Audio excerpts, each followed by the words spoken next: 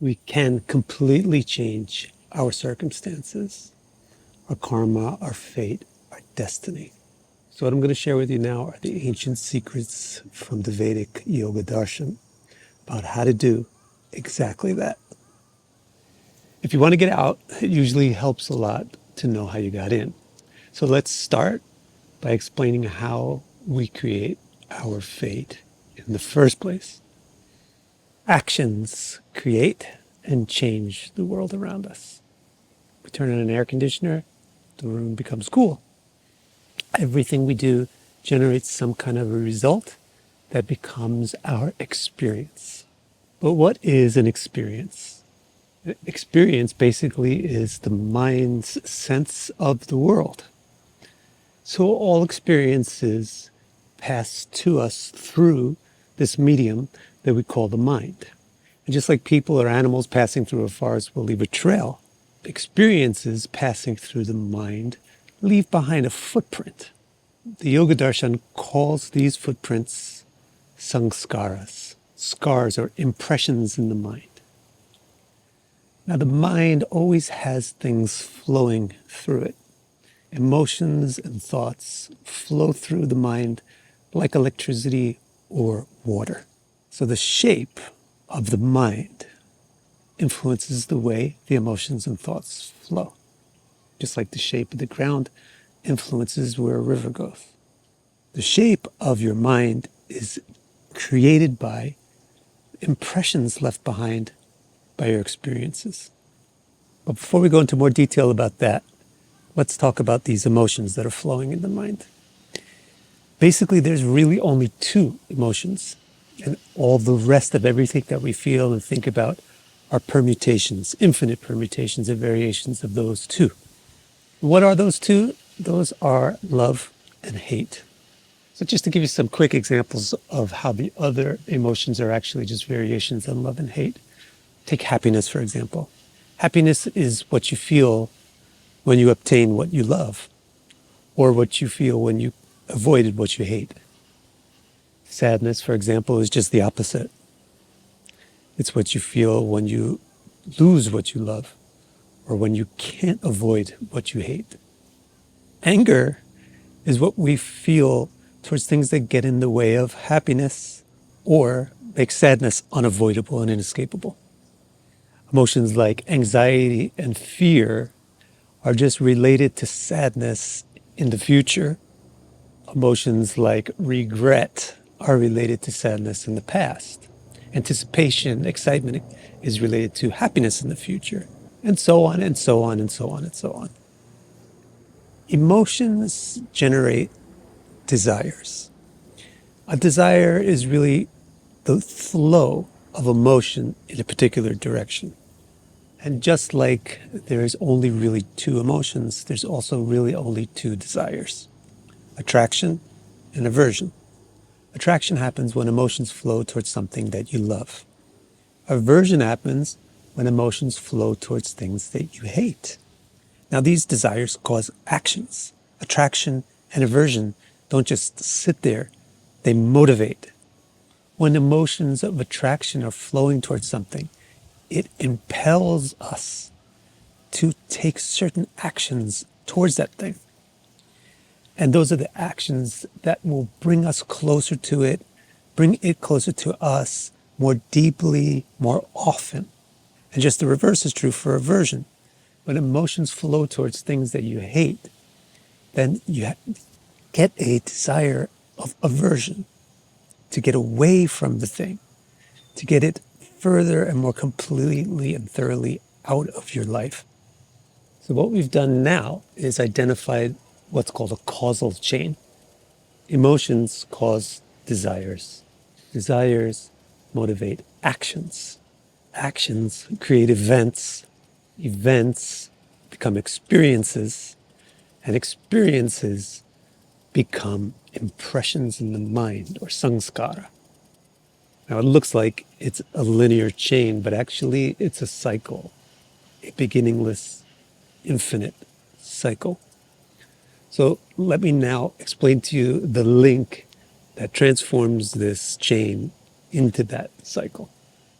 Just as the shape of the land determines the flow of the river, the shape of our mind determines the flow of our thoughts and emotions.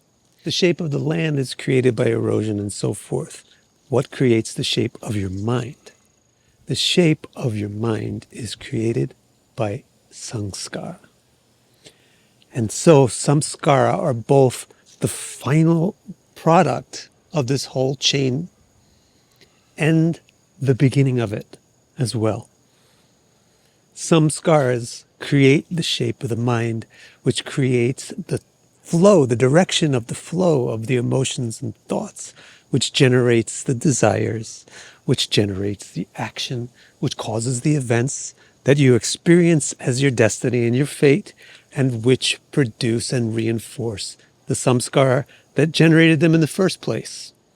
So for practical purposes, we can accurately identify the samskara as the actual foundation of everything that happens to us, our fate, our destiny, our karma. The samskara create the samsara. The samskara literally are the blueprint of our destiny.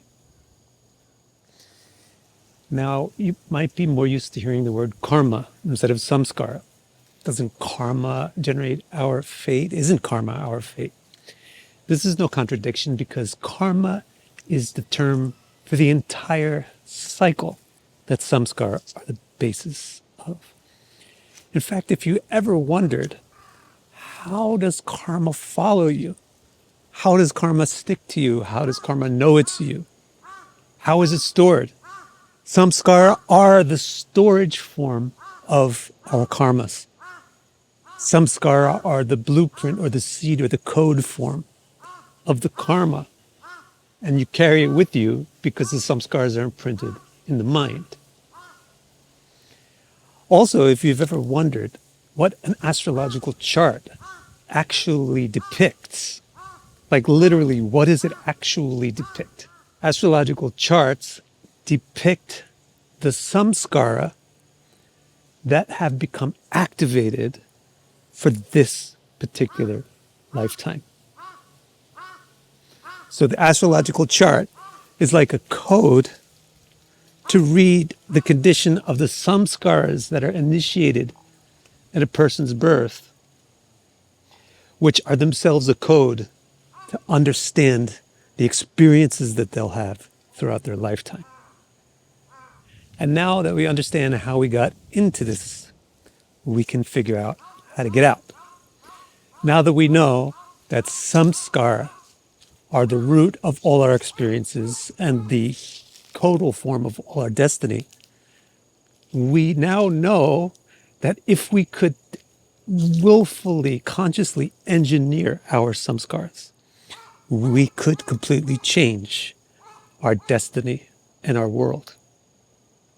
Now, according to the Yoga-darśan, the mind has 5 vrittis or functions that interact with these samskaras. 2 of them are like caretakers of the samskaras, and they're particularly important for what we're talking about right now.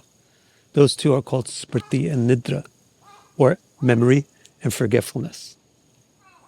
The smriti vritti, which is the remembering power of the mind, works on the samskaras like this.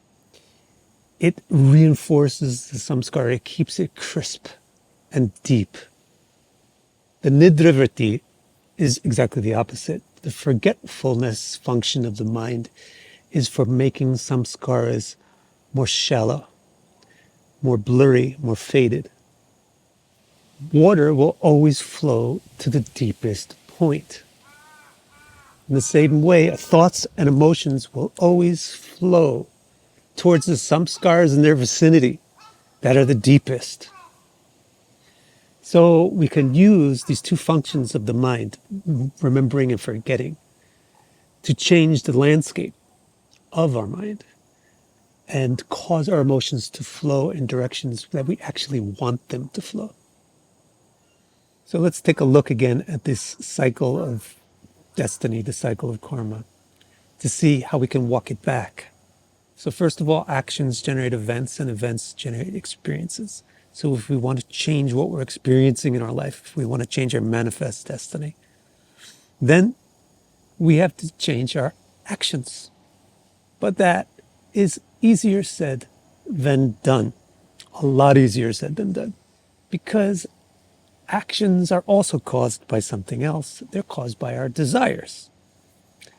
That's why it's very difficult to change our behavior, to change our habits. So if we really want to change the actions that are generating our destiny, we need to be able to change our desires. Well, fine. That's just as hard or harder than changing your behavior. And why is that? It's because desires are just the flow of emotions, and therefore they're generated by emotions. And so if we don't change our emotions, we are not going to be able to change our desires.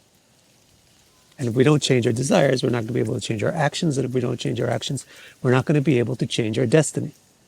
So great, just change your emotions. Sounds easy, right? It's the hardest thing yet that I've suggested. That's because the emotions flow based on your samskaras. Trying to change your emotions is like trying to make a river flow backwards. Water just will not flow uphill. And your emotions just will not flow away from a deep samskara. But this is where we can actually do something.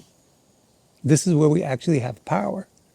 Because our mind itself has maintenance programs, maintenance functions for dealing with these samskaras, specifically remembrance and forgetfulness. So now we have a plan of action. We know where we can attack the enemy and succeed. We can attack our samskaras and change them. That will change the way our emotions flow, which will change the way our desires work, which will change the actions that we take, which will change our destiny for sure. Now, I want to help you form a practical strategy for actually doing this. Let's make a plan, a step-by-step plan. The first step is to identify the destiny that you want versus the destiny that you don't want. And don't just think about the future. In fact, forget about the future. Think about the present. What is it in your present that you actually cherish and want and don't want to go away? Identify that. And also identify what are the things in your present that trouble you, that you want to go away. Once you've identified the things that you want in your life and the things that you don't want, now take it a step back on the causal chain and try to correctly identify the actions that precede those experiences that you like or don't like. What kind of actions do you take that generate the circumstances that you enjoy? And what kind of actions do you take that generate the circumstances that you don't enjoy? Identify those actions next. That's step 2. Step 1 is identify the situations that you desire and don't want. Step 2 is to identify the actions that generate them.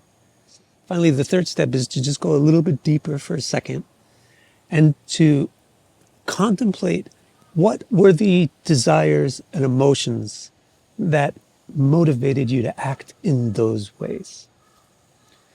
When you had something that made you very happy, it was caused by certain actions that you took. And what were the desires and the emotions that led to those actions? Identify those. Conversely, when you had things in your life that were very difficult and you wish you didn't have, those were caused by certain actions, perhaps not even that you took. Right? Perhaps the actions were generated by others. And what were their emotional states and desires that leading them to those actions? And what were your emotional states and desires in reaction to it? Identify all these things, because without identifying those things, you won't know what you should try to remember and what you should try to forget. And if you don't know what you should try to remember and forget, you'll just remember and forget haphazardly or based on your samskaras. So you won't be able to change your destiny.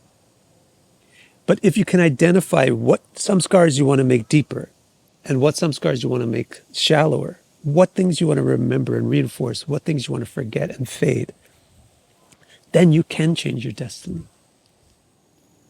I also want to give you something more practical and exact about how you cause the memory function to happen and how you cause the forgetfulness function to happen. What is the memory function and what is the forgetfulness function? To cause remembrance, you revisit something.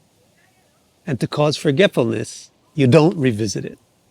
So once you've done all this work identifying the things that led to your happiness and to the conditions that you desire, now you know what you need to remember.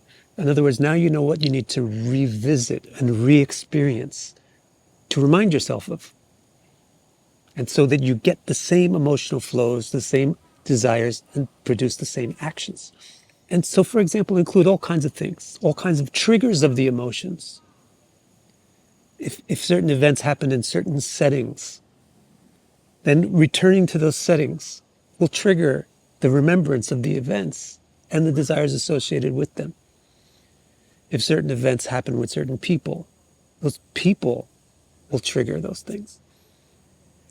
And this works for the things that you want and you desire, and this also works for the bad stuff that you don't want, you want to get rid of.